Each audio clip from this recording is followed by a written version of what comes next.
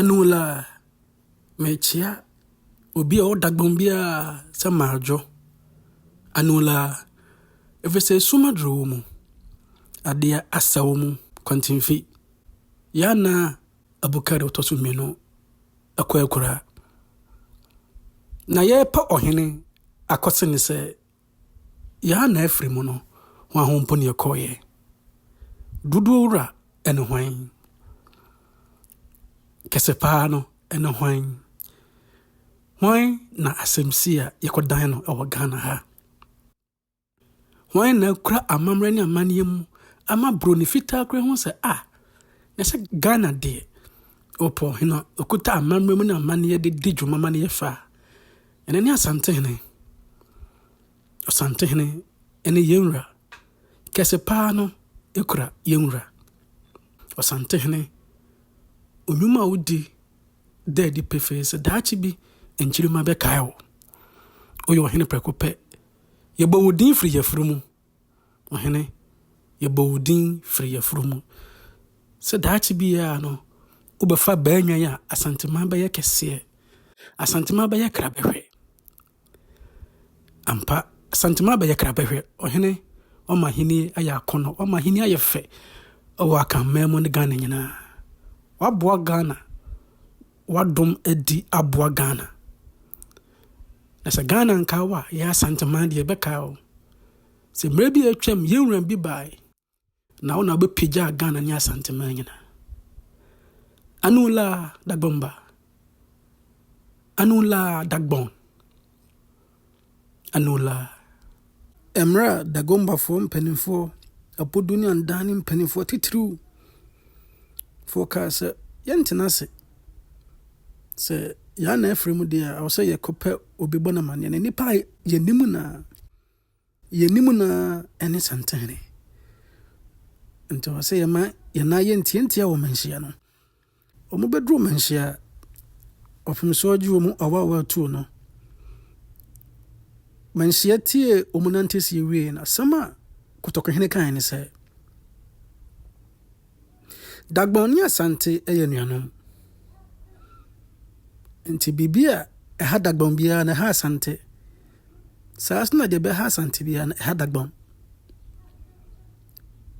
so me kana brofuma Dagbon and Asantes are brothers and therefore anything that happens there affects me just as whatever happens in Asante affects Dagbon when yenra no masam Asantehene no masam okachire Dagbomba for mpanimfo titiriw omo be pie mu manhyia se omo besen Asantehene se Yaa-Naa anya ne bebe ko na mumyan hwe history kakra eda Asantefo ene Dagbon anase Dagbomba fo ntem yene Dagbomba fo nuaye anase abusua ye no ekwa achiri anase date back to Asantehene for maba to say nana obo adum nana Osei kojo okun awia nana kakare ochampo na se kakare pensum podie tiye na se nsem na ye da ho ne se Asante dishie no ben ofra himfie pa bure beka se princess bi koware Dagbomba hene na Asantefo no anase mpenefo mu wo ahimfie no enim ho bi we ne ayonkofa kese a eda ye no montem ohwe yewura Osei kojo penso a which later mechirem intokwa ne akokokoko ne wosirim no na so ma na Osei kojo aso edi djuma bi achirem history ya mebekan the account of Okunyini adesuamu Okunyini ba okun a friend Ivor Wicks no a professor of history or African studies ye train on universities no oyemo professor na or book be na title Asante in the 19th century, the structure and evolution of a political order. Asante in the 19th century, the structure and evolution of a political order. Now, what kind of book here? Professor Ivor Wicks. And what he says, Asante, Asante length and then the breadth, Senka Asante your object. Baby na Asante treko druno na idro chiri. Na Professor Ivor Wicks why anuma sem no tie or the three say book no. Otie gonja for himfo. Na gonja for himfo ne bi ne pengbewura. Na pengbewura no anuma sem otie no eya sema sa pengbewura eye gonja hinin e kan wo emre anasa afi 1878 mu. Sa so na tolu wura enso ye gonja hene kese a ono so numa sem no kan me yete ye 1892 entisha nenso pengbe wura enuma sem ni 1878 ena tolere wura enso numa sem ni 1892 ansana British captain Bonifita Sahene ana odi domanim odi asrafo anim so do odi nani ene na so ko hu ye e wo sirem no ono so twere afi 1882 mu 1882 mu ehon na sa abakwasemi enyina so efriba na sere makano pengbe wura ene tolerura omo ye paramount chiefs no mo gonja kingdom up to date sa henie no enwi ena Captain Lonsdale so no or a British military officer and I say Bonifita streni penyini na oba Gold Coast Ghana na all submitted no official written report to the British Colonial Office in 1882. Timie all submitted an official written report to the British Council and I said the British Colonial Office in 1882 no. As I report here, they call UK Parliamentary Papers. The report was published in the UK Parliamentary Papers. Now, Lonsdale said, your canon your normal recordings based on his observations and information gathered during his journey through northern Ghana. Observations and information gathered during his journey through northern Ghana. Now, in 1878 no pembewura eka se ebe pem 1874 nege se pembewura no okasa wo 1878 mo ena o ka kire nipa o bona mane ne se ebe pem 1874 no na Asante de esoro ho nyina se o pese ho baabi a na Asante koduru a Ghana tifi mantamu a tuanomon nenante firi sarega edadu 9 kese obeda asore ada asore sa edadu 9 14 days and no enemamu hu baabi na Asante kopem from Gonja to baabi a wokọ wosoro ho so opeso hu baabi na Asante kese ye ne maye kodura e free esrem anase Ghana tifi mantamu e kosoro ho no na it take you 14 days and night. Ho nyina bokona Asantefo no ena na ye enipa omokase kro no ye na sabi yedimo so nti Asante kase ye na Asante maye no na enwe dwadie nko so de nipa bi kase no mo kosidem ko didwa keke omo konka ho yanda bi kase Asante eteki Dagbomba land as a vassal state yanda bi ntiase and so abakwasem kire se ohino se koju kon wia ko coin esrem oni Dagbomba fo ankoko nemom ntiya menya ne se na factions no aboswemi no ko nti sa antokwane sorepe ohene anase Asantehene a yefe no se koju ono na ekoko pata sa antokwano.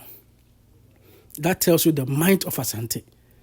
Se eni pakuo mi no ko na meme wa asrafo a matimi ba man sa anto kwana no jode a ena me so betumi no e wo soro na yemfiri Osei kodwo abakwasem no yensan mra Pembewura ene Tolerura ene the British captain ene masema no moka amohu bebe na Asante bobre ekoduru Ghana tifi mantem ho.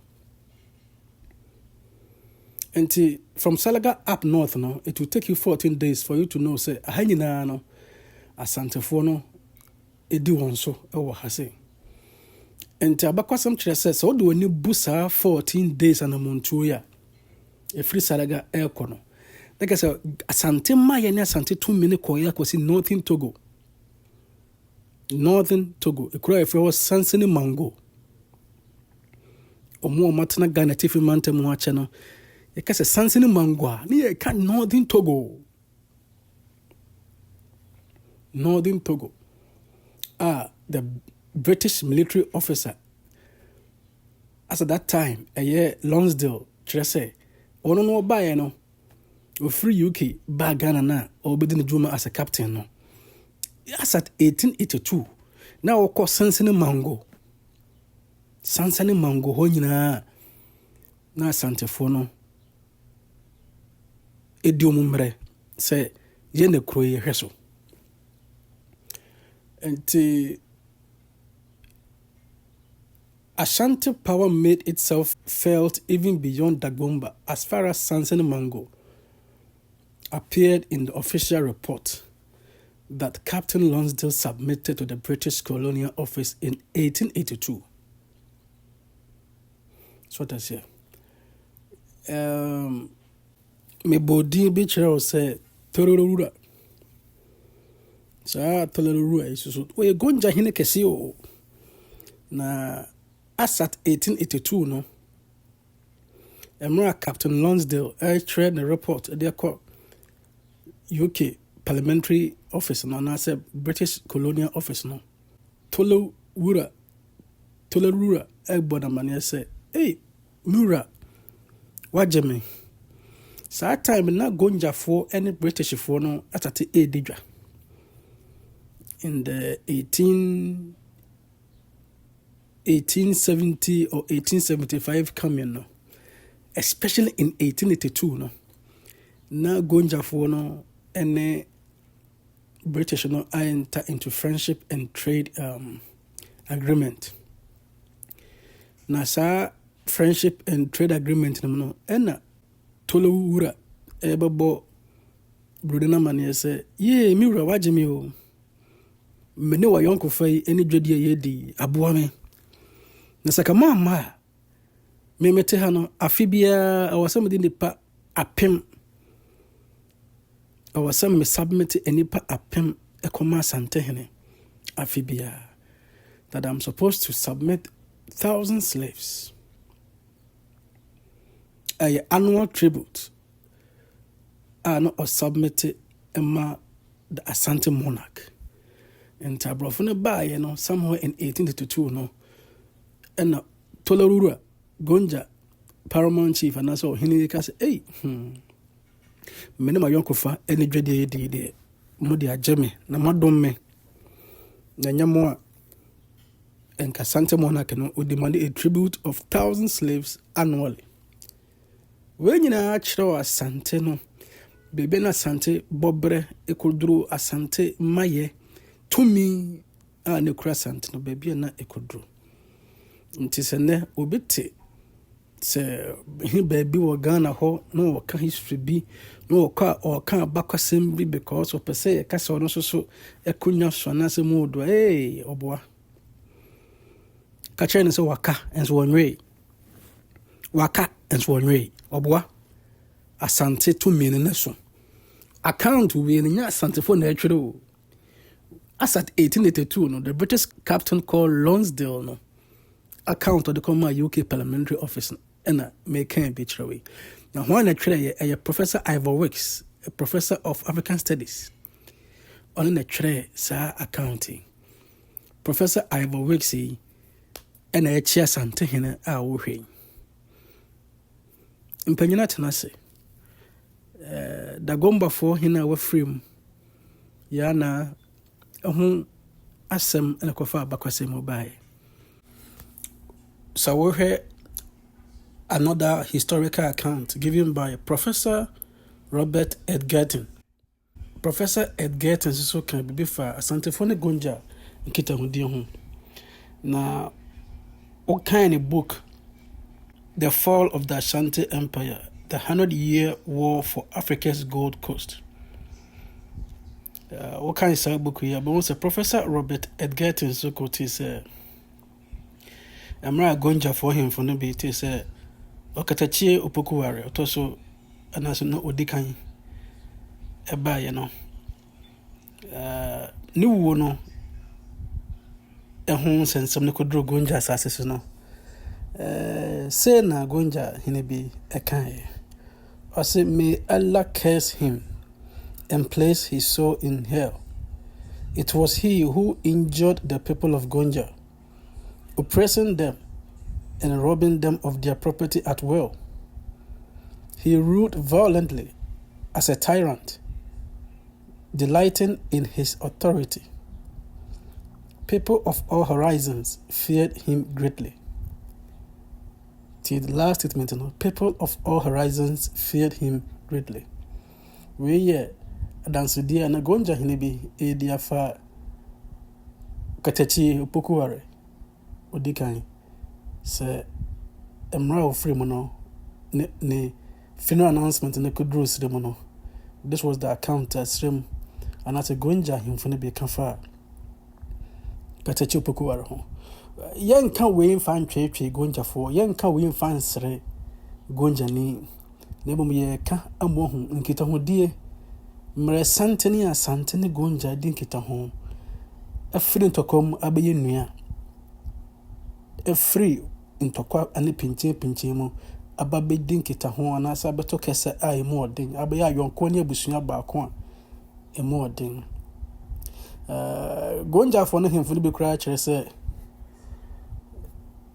asantefo ne ma omo ne gurusifo enya ntokwa efise se asantefo ne ba so omo pe slaves a asantefo ne yese omo fa omo annual tribute ne mra afibia enipa eni nwan ni nantwi a oso mo de fisiro ho ba no so omo pe bi ne so omo nya na wo se omo koto hye gurusifo so timi so omo pe nipa ne bi enwan ni mponche eni nantwi na ba aba as a tribute to the Asante monarch na so munya or so omode omonibre ekohye gurusifo so ti yesu ma gonjafo na gurusifo na omuntam engokra eni nyina atwam ene abaye adusia ene yabaye abusua baako abaye a lesson and a family tool for everybody. Say nyina yedi insa was open ya kompen ya kasa akasa kwa ene yanku biem ene anobabaye insa woso no entesa face ni biem wele die ene yedin komo but because a dialogue and but because a consensus building until so once a gonja hine be free soro ho ba abachi asantehene na wodi free ohun se bi si soro ho na ye ba babo asantehene bi amane a na wodi free ya busua baako obi ntimi tete yentem esrem ne Dagbomba nsase ne nyina gonja sase ne nyina opokuware konya expand asante ekodro sanse ne mango so the medical akachiro no. And this is also another account by Professor Edgerton on also the book The Fall of the Asante Empire, the 100-Year War for Africa's Gold Coast. A book written by Professor Robert Edgerton. Ubetumi ahwebi akenkan. So ope subscribe na like video we na share na onyanom so enya bintie. Medo besi ha. Macro.